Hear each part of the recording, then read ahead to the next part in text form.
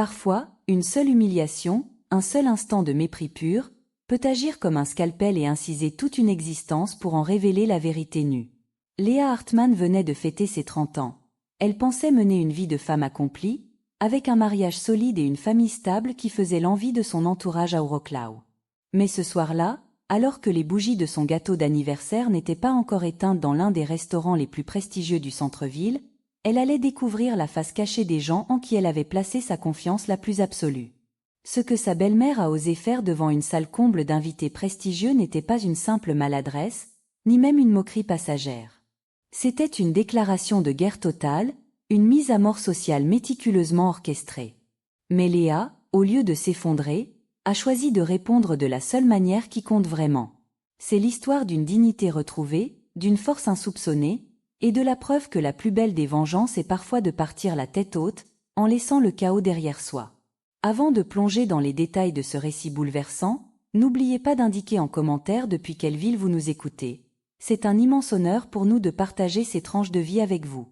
Je me tenais devant le grand miroir de notre chambre à coucher, ajustant avec des doigts fébriles le collier en or délicat que Marc m'avait offert l'année précédente.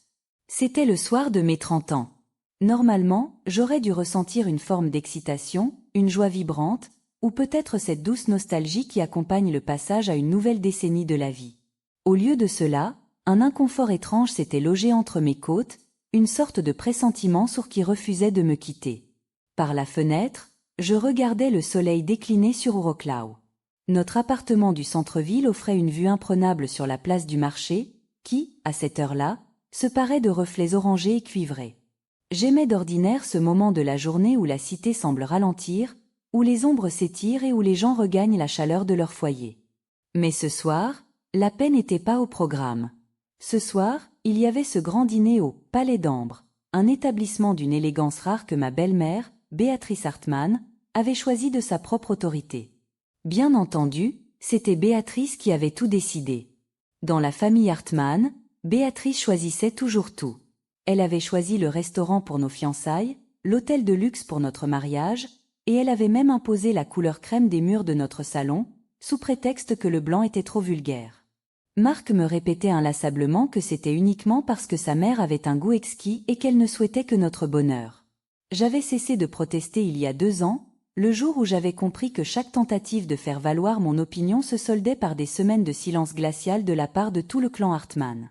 Marc est entré dans la chambre, ajustant ses boutons de manchette avec une précision chirurgicale.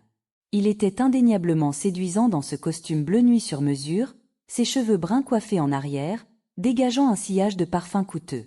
Il était exactement l'homme dont je rêvais quand j'avais 20 ans, brillant, issu d'une famille prospère, débordant d'assurance. Mais aujourd'hui, en le regardant, je me demandais quand j'avais cessé de voir en lui un partenaire pour ne plus voir qu'un fils totalement soumis à la volonté de sa mère. Prête pour la grande célébration ? A-t-il demandé en saisissant sa montre de luxe sur la table de nuit. Son sourire s'était tiré, je savais lire entre les lignes. C'était ce sourire automatique, celui qui ne montait jamais jusqu'aux yeux, celui qu'il utilisait pour les photos de famille ou les banquets d'affaires. C'était le sourire d'un homme qui jouait un rôle. Je pense que oui, ai-je répondu, tentant de masquer l'hésitation dans ma voix. Il y aura beaucoup de monde, la famille, quelques associés de ton père. Ta mère a dit qu'elle avait préparé quelque chose de très spécial. Une boule d'angoisse s'est formée dans mon estomac. Les surprises de Béatrice ne finissaient que rarement bien pour moi. Je me souvenais de notre dernière réunion de famille où elle m'avait demandé de l'aider en cuisine, pour finir par faire remarquer à haute voix, devant tout le monde, que j'avais oublié d'assaisonner la salade. Tout le monde avait ri, Marc y compris. Je prends juste mon sac et nous y allons, ai-je dit, cherchant à paraître enthousiaste malgré tout. Le trajet vers le restaurant a duré 20 minutes. Marc conduisait sa BMW noire en écoutant un disque de jazz que sa mère lui avait offert. Nous n'avons pas échangé un mot. C'était devenu notre norme, un silence lourd, meublé par des phrases non dites et l'évitement systématique des sujets qui fâchent. Le « Palais d'Ambre » se situait dans une demeure historique de la vieille ville. Les vitrines brillaient d'une lumière chaude, et devant l'entrée, un voiturier en livrée nous attendait. En descendant du véhicule, j'ai remarqué que mes mains tremblaient légèrement. J'ai serré les poings pour me calmer. Ce n'est qu'un dîner d'anniversaire, me répétais-je comme un mantra.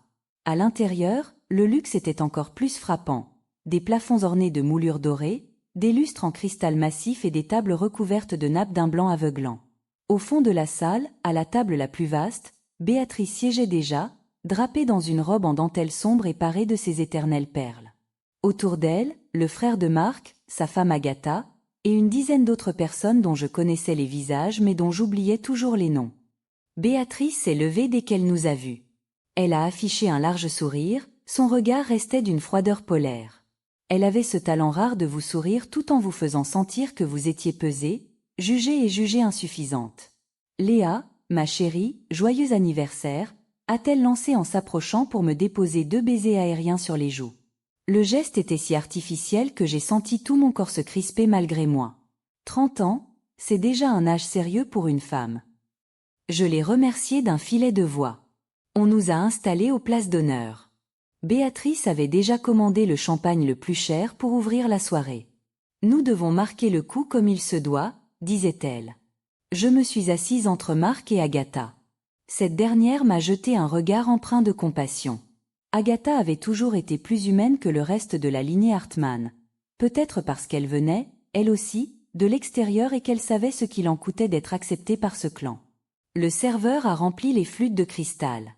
Béatrice s'est levée, tapotant sa cuillère contre le bord de son verre pour obtenir le silence. Chers invités, merci d'être présents pour cette étape importante.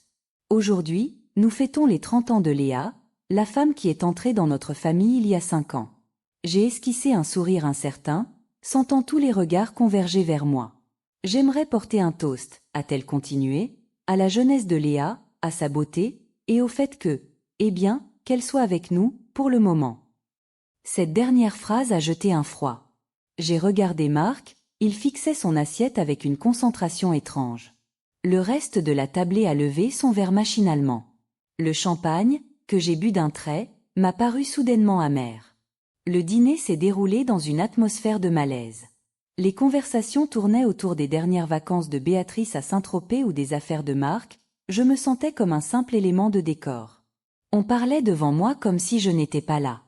Une fois les derniers plats débarrassés, Béatrice s'est relevée, tenant à la main une enveloppe de couleur crème, épaisse et élégante. Et maintenant, le moment que nous attendions tous. Le cadeau. A-t-elle annoncé d'une voix qui résonnait dans tout le restaurant. De la part de toute la famille Hartmann. Mon cœur s'est emballé. Son ton était sinistre, presque triomphal. J'ai pris l'enveloppe qu'elle me tendait, sentant le poids des documents à l'intérieur. Ouvre donc, m'a-t-elle encouragée avec un sourire qui m'a donné des frissons. J'ai déchiré le papier. À l'intérieur, il y avait une liasse de documents juridiques. En lisant la première page, mes yeux se sont troublés. J'ai dû relire 2 fois, 3 fois pour comprendre. C'était une demande de dissolution de mariage. Le temps s'est arrêté. Les mots dansaient devant mes yeux. C'étaient mes propres papiers de divorce, avec mon nom, celui de Marc, la date déjà imprimée, et les cachets officiels. C'est de la part de nous tous, Léa, a déclaré Béatrice à haute voix, s'assurant que même les tables voisines l'entendent. Nous pensons que c'est le plus beau cadeau que nous puissions t'offrir, te rendre ta liberté. J'ai balayé la table du regard. Le frère de Marc souriait. Agatha baissait les yeux vers sa nappe. Et Marc tenait son téléphone à bout de bras et enregistrait ma réaction, un sourire goguenard aux lèvres. Quelque chose s'est brisé en moi. Ce n'était pas mon cœur, car cela faisait longtemps que Marc ne le faisait plus battre. C'était le dernier mur qui me retenait dans ce mirage. Je me suis levée. Mes jambes étaient faibles, je tenais bon. Sans dire un seul mot, sous la lumière crue des lustres, j'ai saisi le stylo qui traînait près d'une serviette. J'ai signé chaque page, partout où mon nom était requis. Le silence était total, étouffant. Béatrice a cessé de sourire. Marc a baissé son téléphone.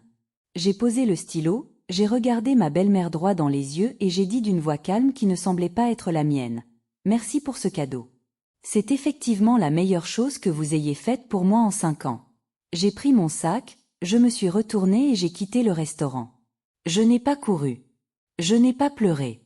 J'ai marché d'un pas ferme jusqu'à la sortie. L'air frais du soir de Wrocław m'a frappé au visage. J'ai hélé un taxi et j'ai donné l'adresse de ma sœur, Sophie. Dans le véhicule, j'ai enfin pu respirer. Un souffle long, tremblant, libérateur. J'avais l'impression de m'être délesté d'un poids mortel. Mon téléphone a commencé à vibrer. Marc. Je l'ai ignoré. Béatrice. Ignoré. J'ai éteint l'appareil et j'ai regardé les lumières de la ville défiler. Wrocław me paraissait différente ce soir. Plus vaste, plus pleine de possibilités. Quand j'ai frappé à la porte de Sophie, elle a immédiatement compris à ma tête que quelque chose d'irréparable s'était produit. Elle m'a fait entrer, m'a préparé un thé chaud, et je lui ai tout raconté, jusqu'à 2 heures du matin. Mon Dieu, Léa, tu es la femme la plus courageuse que je connaisse, a-t-elle murmuré en me serrant la main. Je ne me sens pas courageuse, Sophie. Je me sens enfin moi-même. Cette nuit-là, j'ai dormi sur son canapé, protégée par une couverture douillette. Pour la première fois depuis des mois, j'ai dormi d'un sommeil profond, sans peur, sans tension, sans me demander ce que j'allais encore faire de travers le lendemain pour déplaire à ma belle famille. Le lendemain, j'ai contacté ma meilleure amie, Maître Valérie, une avocate de renom. Nous nous sommes retrouvés dans un café discret près de son cabinet. « Raconte-moi tout », a-t-elle dit en ouvrant son carnet de notes. J'ai décrit la scène du restaurant, les papiers, l'enregistrement vidéo de Marc. Valérie m'écoutait avec une indignation croissante. « Léa, ce qu'ils t'ont fait n'est pas seulement une humiliation, c'est une forme de violence psychologique pure. Et si Marc avait déjà signé ces documents à l'avance en concertation avec sa mère, nous pourrions même parler de fraude matrimoniale. » Elle m'a alors expliqué mes droits. Durant des années, j'avais pensé que j'étais piégée, que je n'avais aucun recours face à la puissance financière des Hartmann. Mais Valérie m'a ouvert les yeux. L'appartement que Marc possédait avait été acquis durant notre mariage. Selon la loi, j'avais droit à la moitié de sa valeur. L'appartement sur les quais vaut environ 2 millions d'euros aujourd'hui, a-t-elle précisé après une vérification rapide. Ce qui signifie qu'1 million d'euros te revient de droit. Je n'arrivais pas à croire ce que j'entendais. Cette somme représentait la liberté totale. Mais Valérie n'avait pas fini ses découvertes. En épluchant nos comptes joints, elle a remarqué une anomalie grave. Durant les 6 derniers mois, Marc avait retiré systématiquement d'énormes sommes d'argent liquide, pour un total de 300 000 euros. Pourquoi avait-il besoin de tout ce capital ? Ai-je demandé. C'est ce que nous allons découvrir. S'il a tenté de vider les comptes avant le divorce, c'est totalement illégal et le juge en tiendra compte. Une colère froide a commencé à monter en moi. Ce n'était pas une impulsion de Béatrice. C'était une opération planifiée depuis des mois. Pendant que Valérie préparait le dossier, j'ai dû retourner à l'appartement pour récupérer mes effets personnels. Sophie a insisté pour m'accompagner. En entrant dans ce lieu que j'avais autrefois appelé mon foyer, j'ai été frappée par sa froideur. Tout y était beige, impersonnel, à l'image de ce que Béatrice avait voulu faire de moi. J'ai commencé à emballer mes vêtements, mes livres, mon vieil ordinateur sur lequel j'écrivais autrefois un blog sur la psychologie, avant que Marc ne me convainque que c'était une perte de temps. Soudain, la clé a tourné dans la serrure. Marc est entré, suivi comme une ombre par Béatrice. « Je savais que tu viendrais ramper », a-t-elle lancé avec un sourire victorieux. « Tu pensais vraiment pouvoir emmener ces cartons comme ça ? Ce sont mes affaires, Béatrice. Et je pars. » ai-je répondu avec un calme qui les a surpris. Béatrice est avancée vers moi, le bruit de ses talons claquant sur le marbre comme des coups de feu. « Tu aurais dû revenir t'excuser à genoux », a-t-elle sifflé. « Tu aurais dû supplier Marc de te reprendre. Au lieu de cela, tu nous envoies des avocats pour essayer de voler la fortune de mon fils. »« Je ne vole rien », ai-je crié, laissant enfin sortir la rage contenue pendant 5 ans. « C'est mon droit légal. Durant 5 ans, j'ai été l'épouse parfaite, j'ai tout sacrifié, je me suis effacée pour vous plaire, et vous m'avez traité comme un déchet le soir de mon anniversaire. » Béatrice a ricané. « Tu n'as aucun droit ici. Tu n'es rien, Léa. Tu n'étais rien avant de rencontrer mon fils, et tu ne seras rien après lui. » Marc restait en retrait, n'osant pas intervenir. « Tu sais quoi, Béatrice ?» ai-je ajouté en saisissant mon dernier carton. « C'est ton problème, pas le mien. Tu ne peux pas accepter que quelqu'un ne soit pas parfait selon tes critères de folie. Mais je suis assez bien. J'ai toujours été assez bien. C'est vous qui étiez trop aveugle pour le voir. » Le jour de l'audience de divorce est arrivé 2 semaines plus tard. J'avais revêtu un tailleur bleu marine, élégant et sobre. Je voulais paraître professionnel, sûr de moi. Marc est arrivé avec son avocat, Béatrice sur ses talons. Elle me fixait avec une haine pure. Le juge, un homme d'un certain âge au regard perçant, a ouvert la séance. L'avocat de Marc a tenté de faire croire que j'avais quitté le domicile conjugal sans raison valable. Valérie a immédiatement riposté. Elle a produit les messages de harcèlement de Béatrice, les relevés bancaires prouvant les retraits de 300 000 €, et surtout, l'identité de la personne à qui cet argent était destiné. Le monde a semblé basculer pour Marc quand Valérie a prononcé le nom, Magdalena. Marc entretenait une liaison depuis 1 an et utilisait notre argent commun pour payer les dettes de jeu et le train de vie de sa maîtresse. Béatrice, pour une fois, a perdu ses couleurs. Elle ne savait pas. Elle pensait contrôler son fils, il lui mentait à elle aussi. Le juge a rendu son verdict après 1 heure de délibération.